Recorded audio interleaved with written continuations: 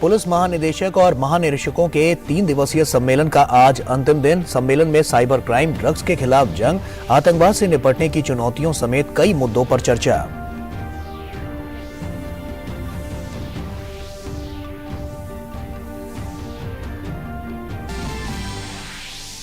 उत्तर प्रदेश की राजधानी लखनऊ में भाजपा प्रदेश कार्य समिति की बैठक जारी। बैठक में आगामी लोकसभा चुनाव की रणनीति पर चर्चा। मुख्यमंत्री योगी आदित्यनाथ ने कहा, प्रधानमंत्री ने G20 के साथ प्रत्येक भारतीय को जोड़ने का किया काम।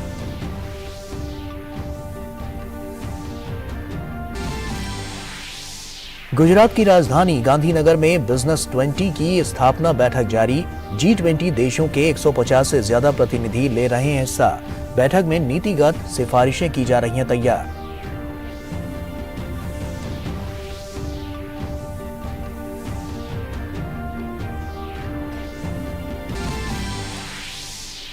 क्रिस हिपकिंस होंगे न्यूजीलैंड के अगले प्रधानमंत्री। न्यूजीलैंड की सत्तारूढ़ लेबर पार्टी ने की क्रिस हिपकिंस की नियुक्ति की पुष्टि। जैसिंडा अर्डर्न के अचानक इस्तीफा देने के बाद हिपकिंस बनेंगे देश के प्रधानमंत्री।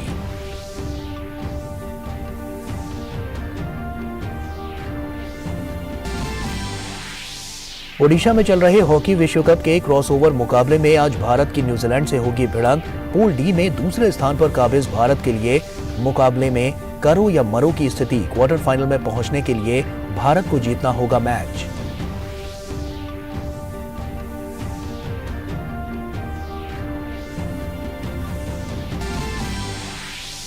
ऑस्ट्रेलियन ओपन में शीर्ष खिलाड़ियों के हारने का सिलसिला जारी। महिला एकल में विश्व की नंबर 1 ईगा स्वांतेक हार कर हुई बाहर।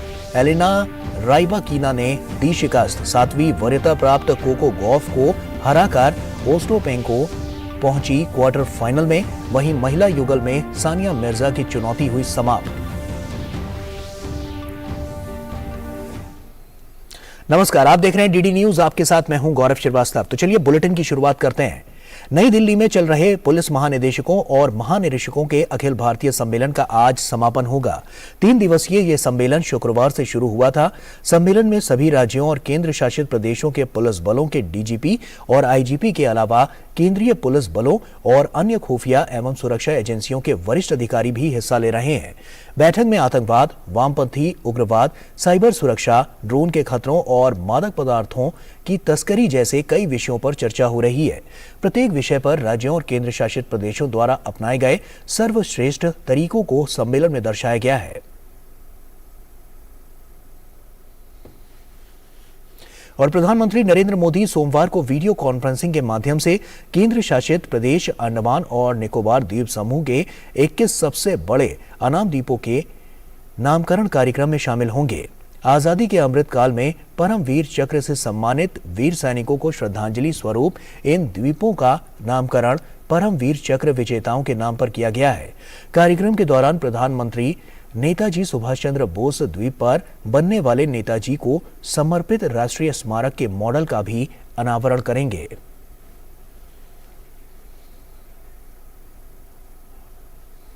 और वहीं प्रधानमंत्री नरेंद्र मोदी ने डिजिटल भुगतान की सराहना करते हुए इसे लोगों के जीवन में आसान और सुगम बताया है। एक नागरिक के ट्वीट पर अपनी राय व्यक्त करते हुए प्रधानमंत्री मोदी ने ट्वीट करते हुए कहा कि डिजिटल भुगतान से अनगिनत लोगों का जीवन आसान और सहज हुआ है। इस पर आपको कई रोचक किस्से सुनने को मिल जाएंगे।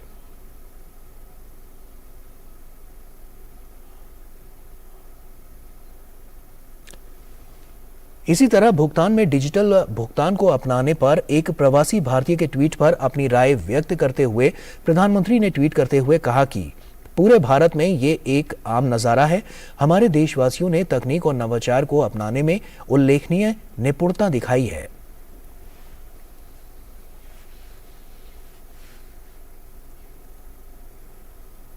और लखनऊ में आज भाजपा प्रदेश कार्य समिति की बैठक हो रही है। 1 दिवसीय बैठक में 700 से अधिक कार्यकर्ता और पदाधिकारी भाग ले रहे हैं। मुख्यमंत्री योगी आदित्यनाथ ने कार्य समिति की बैठक का उद्घाटन किया। बैठक में आगामी लोकसभा चुनाव की रणनीति पर चर्चा करने के साथ पार्टी के कई कार्यक्रमों पर भी चर्चा शामिल है। बैठक में विकास कार्यों के साथ सुरक्षा व्यवस्था पर भी चर्चा की जा रही है। गुजरात में भारतीय जनता पार्टी की ऐतिहासिक विजय, अब तक के रिकॉर्ड कम मतों के साथ भारतीय जनता पार्टी सरकार का गठन गुजरात के अंदर 7वीं बार होना, यह अपने आप में एक नए उत्साह और उमंग की ओर हम सबको प्रेरित करता है। विजेता के रूप में अपने उत्तरदायित्वों का निर्वहन करते हुए कैसे कार्य किया जाना चाहिए, यह उत्साह और उमंग एक बार फिर से हम सबके सामने है।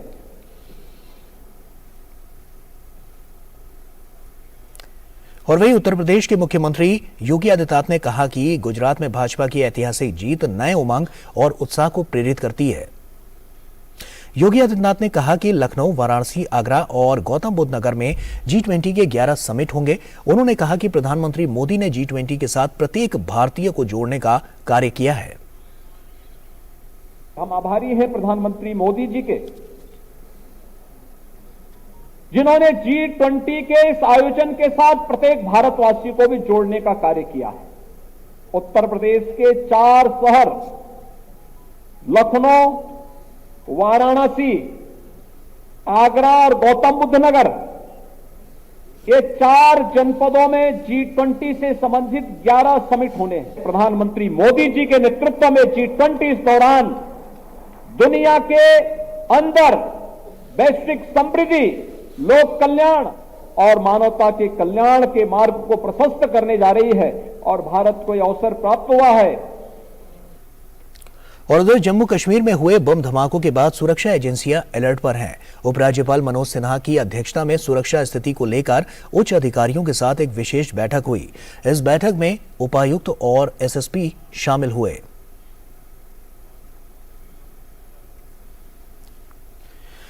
और आज गुजरात के गांधीनगर में बिजनेस 20 की स्थापना बैठक हो रही है। बिजनेस 20 G20 समूह के अंतर्गत निर्धारित कार्यक्रम का हिस्सा है। इस बैठक में G20 देशों के 150 से ज्यादा प्रतिनिधि हिस्सा ले रहे हैं। बिजनेस 20 की इस बैठक में नीतिगत सिफारिशें तैयार की जाएंगी, जिन्हें G20 को सौंपा जाएगा। गुजरात में होने वाले G20 से जुड़े 15 आयोजनों में यह बैठक पहला आयोजन है। कल बैठक का औपचारिक उद्घाटन होगा। इस मौके पर कुछ केंद्रीय मंत्री भी उपस्थित रहेंगे।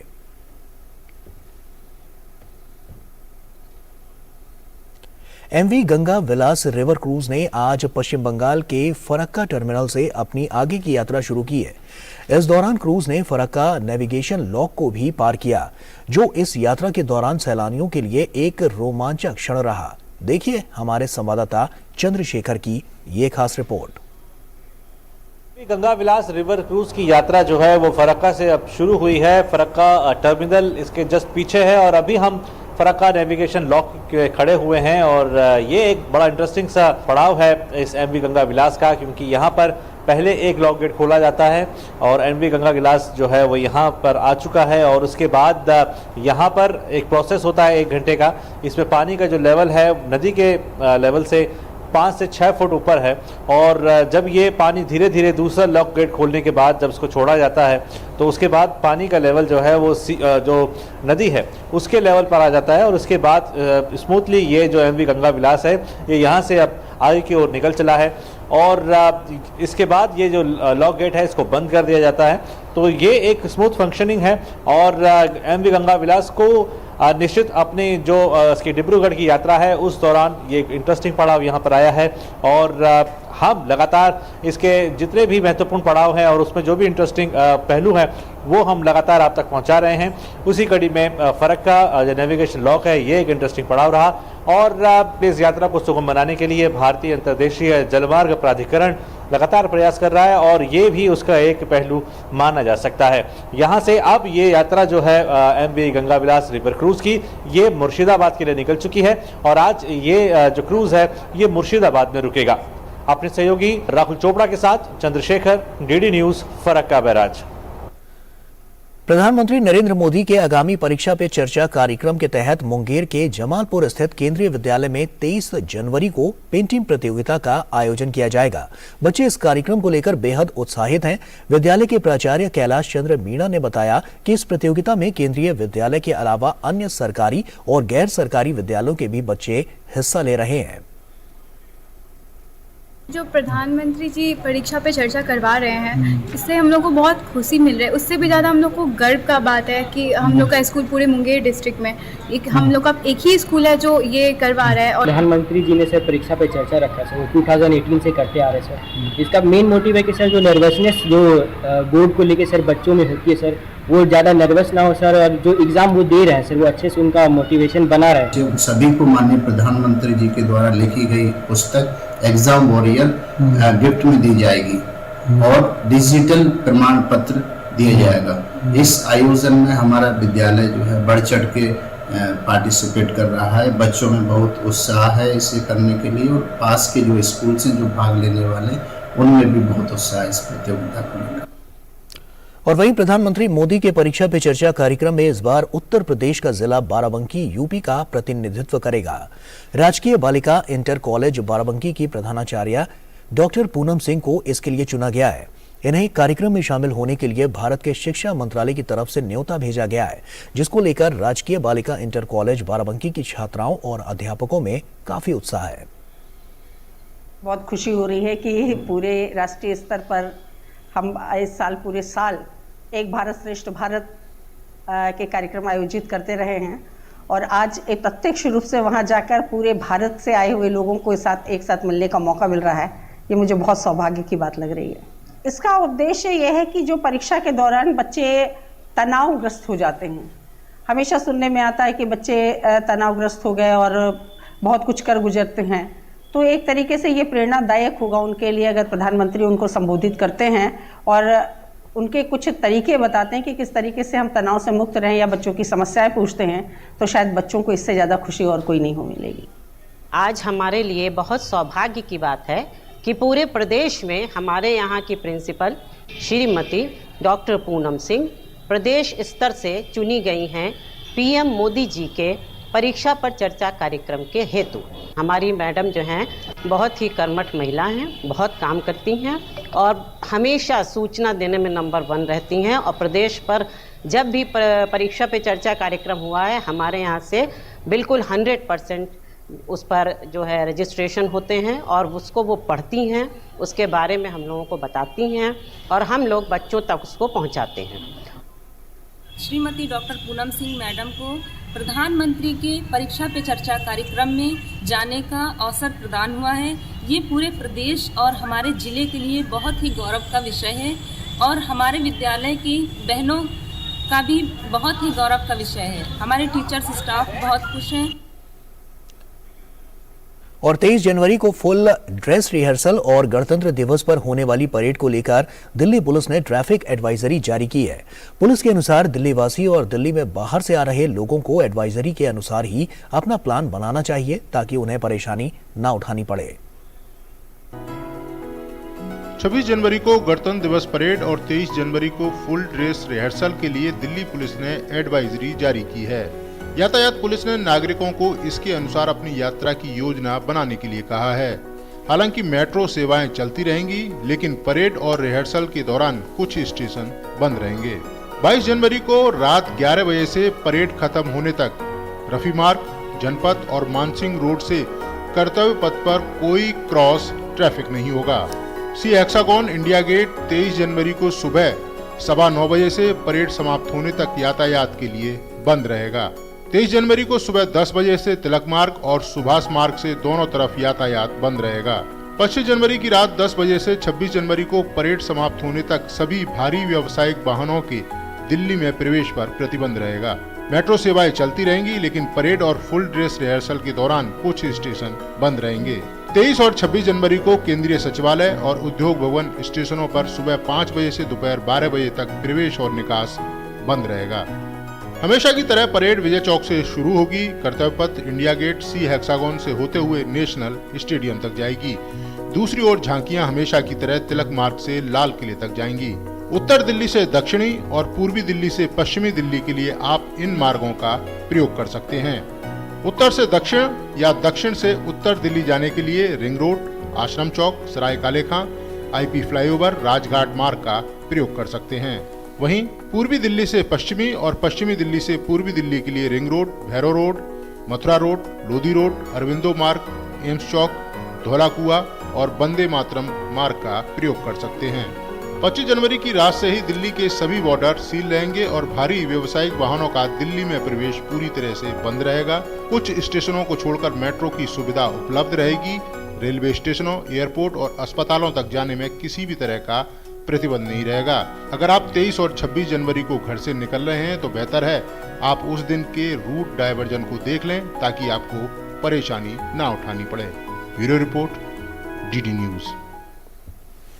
दिल्ली में 26 जनवरी को आयोजित होने वाले गणतंत्र दिवस के आयोजन की उसको लेकर जो तैयारियां हैं वो जोरों पर हैं।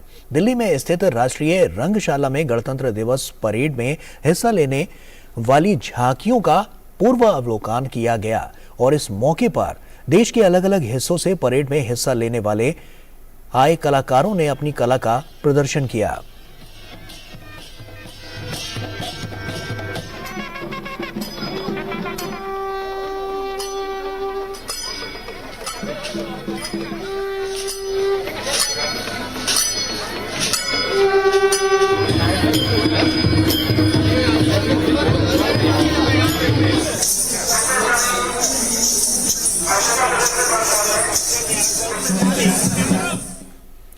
और आइए अब नजर डालते हैं अंतर्राष्ट्रीय खबरों पर। न्यूजीलैंड की लेबर पार्टी ने संसद में केंद्रीय शिक्षा, पुलिस और लोक सेवा मंत्री क्रिस हिपकिंस को अपना नया नेता चुनते हुए देश का अगला प्रधानमंत्री घोषित किया है। 44 वर्षीय हिपकिंस देश के 41वें प्रधानमंत्री होंगे। वो जेसिंडा अर्डन का स्थान लेंगे। कैलस्टन से सांसद एवं कैबिनेट मंत्री कार्मेल सेपोलोनी को उप प्रधानमंत्री नियुक्त किया गया है। करीब 5.5 साल तक न्यूजीलैंड के शीर्ष पद पर रही अर्डन ने गुरुवार को यह घोषणा कर 50 लाख की आबादी वाले अपने देश को चौंका दिया था कि वो प्रधानमंत्री पद से इस्तीफा दे रही हैं। हिपकिंस 8 महीने से कम समय तक प्रधानमंत्री का पद संभालेंगे। इसके बाद देश में आम चुनाव होगा। चुनाव पूर्व सर्वेक्षणों में आपको बता दें कि लेबर पार्टी की स्थिति मुख्य प्रतिद्वंदी नेशनल पार्टी से बेहतर है। अर्डन मात्र 37 साल की उम्र में न्यूजीलैंड की प्रधानमंत्री बनी थी। अर्डन की न्यूजीलैंड में हुई गोलीबारी की अब तक की सबसे भयंकर वारदात और कोरोना महामारी से निपटने के लिए दुनिया भर में प्रशंसा की गई। माना जाता है कि वो देश में काफी राजनीतिक दबाव का सामना कर रही थी। अर्डन ने नम आंखों के साथ गुरुवार को पत्रकारों से कहा था कि 7 फरवरी का दिन बतौर प्रधानमंत्री उनका आखिरी दिन होगा।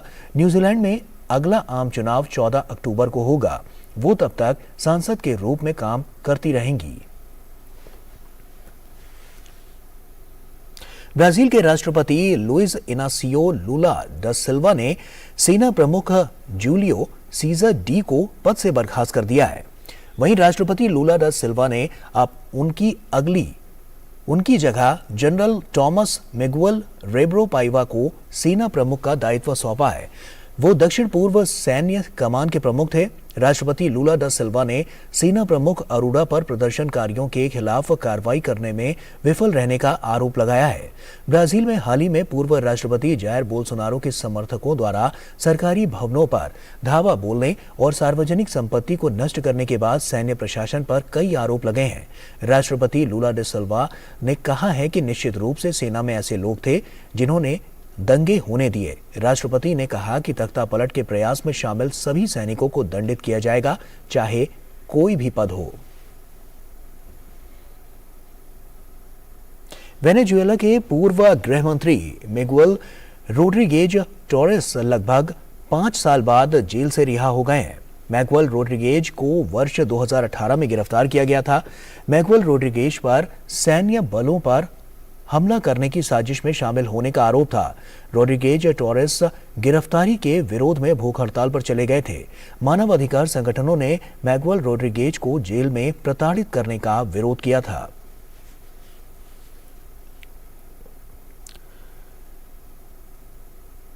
और फ्रांस में पेंशन में सुधारों की मांग को लेकर विरोध प्रदर्शन जारी है। फ्रांसीसी यूनियनों ने सेवानिवृत्ति की उम्र को बढ़ाने की योजना के खिलाफ बड़े पैमाने पर विरोध प्रदर्शन किया। विरोध प्रदर्शन के दौरान कई संगठनों ने सार्वजनिक हड़ताल का ऐलान करते हुए कई सरकारी सेवाओं को बाधित किया। प्रदर्शन के चलते सार्वजनिक परिवहन सेवा बुरी तरह से प्रभावित हुई। प्रदर्शनकारियों ने कहा कि सरकार ने रिटायरमेंट की आधिकारिक उम्र को 62 से बढ़ाकर 64 करने का प्रस्ताव पेश किया है, जो पूर्ण पेंशन के लिए जरूरी न्यूनतम सेवा काल की अवधि को बढ़ा देगा। पेरू में प्रसिद्ध पर्यटन स्थल माचू पिचू में पर्यटकों का प्रवेश रोक दिया गया है। राजधानी लीमा में शुक्रवार को सुरक्षा बलों और प्रदर्शनकारियों के बीच झड़प में एक बार फिर से वहां पर तनाव फैल गया। वहीं झड़प में कई दर्जन प्रदर्शनकारी घायल हुए हैं। सुरक्षा बलों को प्रदर्शनकारियों को तितर-बितर करने के लिए आंसू गैस छोड़ने पड़े। देश में सप्ताह भर से चल रहे प्रदर्शनों में 46 से अधिक लोगों की मौत हुई है। प्रदर्शनकारियों ने अरेकिया, कुस्को और जूलिया का हवाई अड्डों पर भी हमले किए हैं। पूर्व राष्ट्रपति पेड्रो कैसिलो को पिछले वर्ष दिसंबर में अपदस्थ किए जाने के बाद से पेरू में विरोध प्रदर्शन हो रहे हैं। कैसिलो ने अपदस्थ किए जाने के बाद महाअभियोग से बचने के लिए सदन को भंग करने की कोशिश की थी।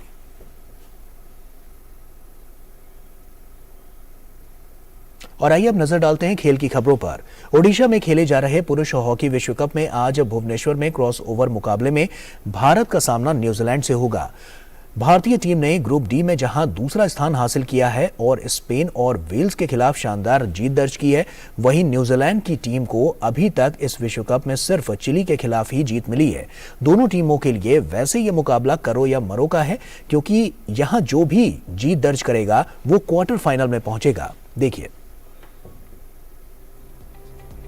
स्पेन और वेल्स को हराने के बाद भारतीय हॉकी टीम ग्रुप डी में दूसरे नंबर पर है और अब टीम के सामने क्वार्टर फाइनल में जाने की चुनौती है।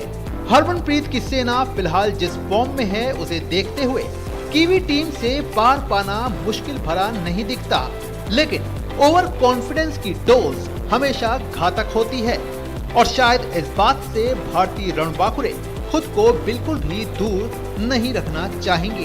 टीम की बात करें तो स्पेन और इंग्लैंड के खिलाफ शानदार प्रदर्शन करने वाले हार्दिक सिंह चोट के चलते न्यूजीलैंड मैच में सामने नहीं होंगे।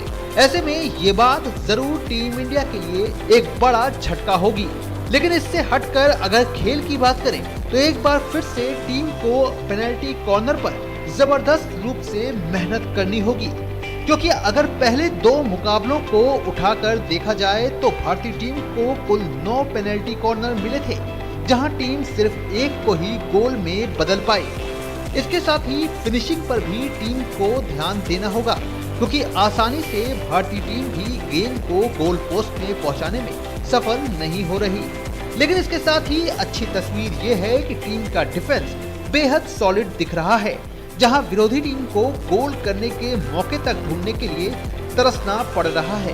भारतीय टीम के पास आकाशदीप सिंह और अमित रोहिदास और खुद कप्तान हरमनप्रीत हैं और इनकी तिकड़ी अपने दिन पर किसी भी विपक्षी टीम पर भारी पड़ने के लिए काफी है। उधर न्यूजीलैंड की बात करें तो इस टीम की विश्व रैंकिंग 9वीं है। टीम 4 बार विश्व कप में 7वें स्थान पर रही है। न्यूजीलैंड ने विश्व कप में अपना अभियान जीत के साथ शुरू किया था और चिली को पहले मैच में 3-1 से हराया था, लेकिन इसके बाद इस टीम को नीदरलैंड के खिलाफ 4-0 से हार मिली, जबकि मलेशिया के खिलाफ 3-2 से शिकस्त का मुंह देखना पड़ा। आंकड़ों की बात करें तो न्यूजीलैंड और भारत के बीच अब तक 44 मुकाबले हुए हैं, जिसमें 24 में भारत ने जीत दर्ज की है, जबकि 15 मुकाबले न्यूजीलैंड ने जीते हैं। वहीं 5 मुकाबले टाई रहे हैं। तो कुल मिलाकर कह सकते हैं कि ये एक ऐसी जंग रहेगी जहां दोनों ओर दबाव का खेल हावी दिखेगा और इसी बात पर सही कंट्रोल क्वार्टर फाइनल में एंट्री का डोर ओपन करेगा। ओडिशा से मुकेश शुक्ला की रिपोर्ट, डीडी न्यूज। और ऑस्ट्रेलियन ओपन में बड़ा उलटफेर देखने को मिला। महिला एकल के चौथे दौर में विश्व की नंबर 1 महिला खिलाड़ी इगा श्वांतेक को चौथे दौर में हार का मुंह देखना पड़ा और वहीं पोलैंड की 21 वर्षीय श्वांतेक को रूस की 23 वर्षीय एलेना रेबिकिना के हाथों हार का सामना करना पड़ा। करीब 1.5 घंटे तक चले मुकाबले में एलेना ने श्वांतेक को 6-4, 6-4 के अंतर से शिकस्त दी। ऑस्ट्रेलियन ओपन में सानिया मिर्जा और रोहन बोपन्ना की भारतीय जोड़ी ने अपने अभियान की शुरुआत जीत के साथ की है। प्रतियोगिता के पहले दौर में सानिया मिर्जा और रोहन बोपन्ना की जोड़ी ने ऑस्ट्रेलिया की जैमी फॉलिस और ल्यूक सेवल को 7-5, 6-3 के अंतर से हराकर दूसरे दौर में जगह बना ली है। वहीं पुरुष युगल के पहले दौर के मुकाबले में भारत के एन श्रीराम बालाजी और जीवन ने दून चेजियान ने जीत हासिल करते हुए अगले दौर में जगह बना ली है। वहीं भारतीय जोड़ी ने 5वीं वरीयता प्राप्त इवान डोडिक और ऑस्टिन क्राजिसेक को 7-6, 2-6, 6-4 के अंतर से हराकर अगले दौर में पहुंची। सानिया मिर्जा और उनकी जोड़ीदार एना डेनिलीना महिला युगल स्पर्धा के दूसरे दौर में हारकर ऑस्ट्रेलियन ओपन से बाहर हो गई हैं। भारत और कजाकिस्तान की जोड़ी को बेल्जियम की एलिसन वान और यूक्रेन की एनहेलिना कलिनीना ने 4-6, 6-4, 2-6 से हराया। महिला युगल में भले ही सानिया मिर्जा हारकर बाहर हो गई हों, लेकिन मिश्रित युगल में उम्मीदें बची हुई हैं। सानिया और रोहन बोपन्ना की जोड़ी मिश्रित युगल स्पर्धा के दूसरे दौर में पहुंच गई है। और इसी के साथ फिलहाल इस बुलेटिन में इतना ही। आप बने रहिए डीडी न्यूज के साथ। दीजिए इजाजत। नमस्कार।